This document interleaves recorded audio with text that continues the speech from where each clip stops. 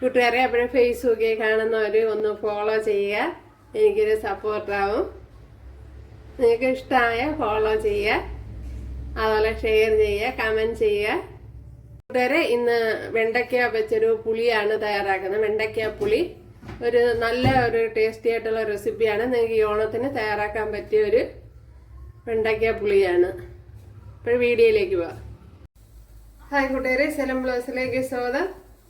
പിന്നെ ഇത്രയും വെണ്ടയ്ക്ക എടുത്തിട്ടുണ്ട്. അപ്പോൾ ഇത് വെച്ചൊരു റെസിപ്പി നോക്കാം. അപ്പോൾ വെണ്ടയ്ക്ക നല്ല ഇളം വെണ്ടയ്ക്ക നോക്കി എടുക്കണം. അപ്പോഴും മിറ്റിയത് അത്ര ശരിയാവൂല. അപ്പോൾ നിങ്ങൾക്ക് ഈ ഓണത്തിന് തയ്യാറാക്കാൻ പറ്റിയ ഒരു റെസിപ്പിയാണ്. അപ്പോൾ ആദ്യം ഇതിൻ്റെ ഞാൻ കട്ട് ചെയ്ത് കൊടുക്കുക. അതിനുശേഷം ഇതേപോലെ കട്ട് ചെയ്തെടുക്കുന്നു.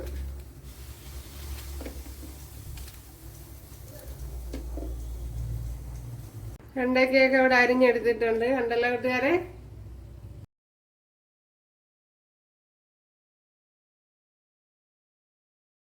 അപ്പോഴും നമ്മുടെ വെണ്ടയ്ക്കയെല്ലാം ഇവിടെ കട്ട് ചെയ്തെടുത്തോണ്ട് വന്നിട്ടുണ്ട് കൂട്ടുകാരെ.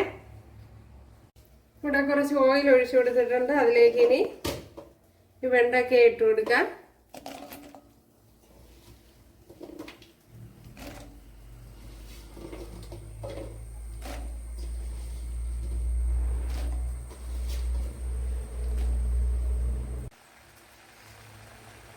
കുറച്ച് ഉപ്പിട്ട് കൊടുത്തിട്ടുണ്ട്. ഇവിടെ വെണ്ടയ്ക്ക എല്ലാം വഴണ്ട് വന്നിട്ടുണ്ട്. കണ്ടല്ലോ കൂട്ടുകാരെ. ഇനി ഇത് അതിൽ നിന്ന് കോരി മാറ്റാം.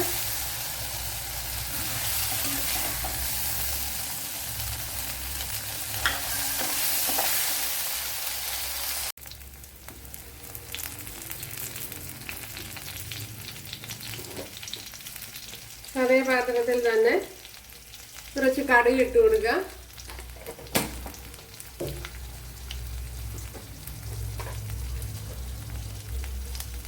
അതേപോലെ ഒരു 1/4 ടീസ്പൂൺ ജീരകം കൂടെ ചേർത്ത് കൊടുക്കാം.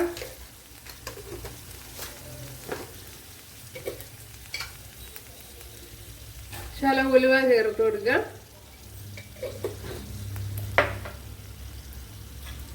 ഒരു 2-3 വറ്റൽമുളക്, അതേപോലെ ഒരു പച്ചമുളക്, അതുപോലെ ചെറിയ പീസ് ഇഞ്ചി,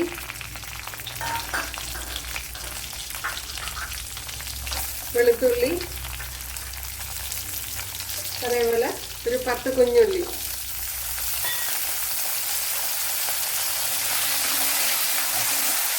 ഇത്രയൊക്കെ നല്ലപോലെ ഒന്ന് വഴറ്റിയെടുക്കാം.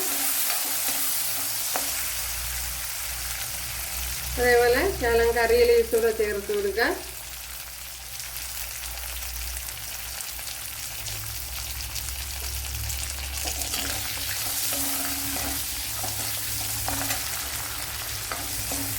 ഇതൊന്നും നല്ലപോലെ ഒന്ന് വഴണ്ട് വരണം. വെളുത്തുള്ളി ഇഞ്ചിയൊക്കെ.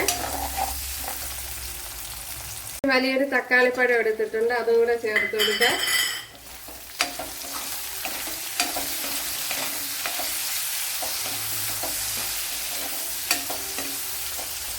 അതും കൂടെ ചേർത്ത് കൊടുത്തതിന് ശേഷം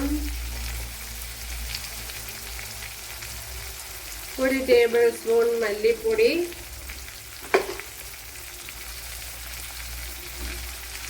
1 ടേബിൾ സ്പൂൺ എരിവില്ലാത്ത മുളക് പൊടി, മഞ്ഞൾപ്പൊടി,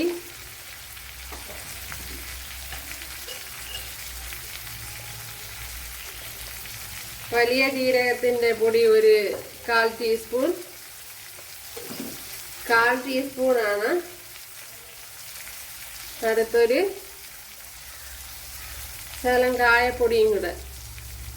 കായപ്പാട്ട തുറക്കണില്ല കൂട്ടുകാര്. ഇനിയൊരു 1/4 ടീസ്പൂൺ കായപ്പൊടിയും കൂടെ. നല്ല പോലെ ഒന്ന് മൂപ്പിച്ചെടുക്കണം.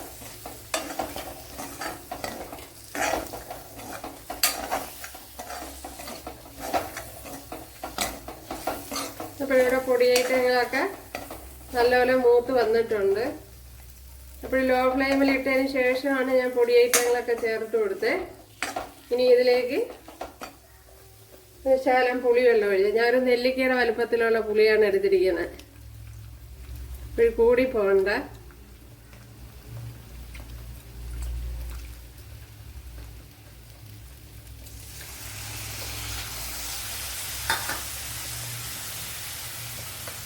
മസാലയ്ക്ക് ആവശ്യമായ ഉപ്പ് ചേർത്ത് കൊടുക്കാം. ഇനി ഇതിലേക്ക് നമ്മുടെ വെണ്ടയ്ക്ക ചേർത്ത് കൊടുക്കാം. വളരെ ഈസിയും എളുപ്പത്തിലും തയ്യാറാക്കി എടുക്കാൻ പറ്റിയ ഒരു റെസിപ്പിയാണ്. അപ്പോൾ നിങ്ങൾക്ക് ഈ ഓണത്തിന് ഒരു വെണ്ടയ്ക്ക മസാല തയ്യാറാക്കണമെങ്കിൽ ഇതുപോലെ എളുപ്പത്തിൽ തയ്യാറാക്കി എടുക്കാൻ കൂട്ടുകാരെ. അപ്പോൾ ഈ സമയത്ത് തീ ഒന്ന് ലോ ഫ്ലെയിമിലൊന്ന് വെച്ച് കൊടുക്കണം.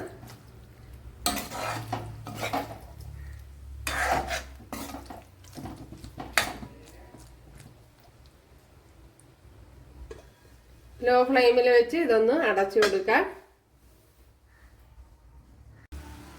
ഉണ്ടല്ലേ, ഇടയ്ക്കിടയ്ക്ക് ഒന്ന് തുറന്നു കൊടുത്തൊന്ന് ഇളക്കി കൊടുക്കണം.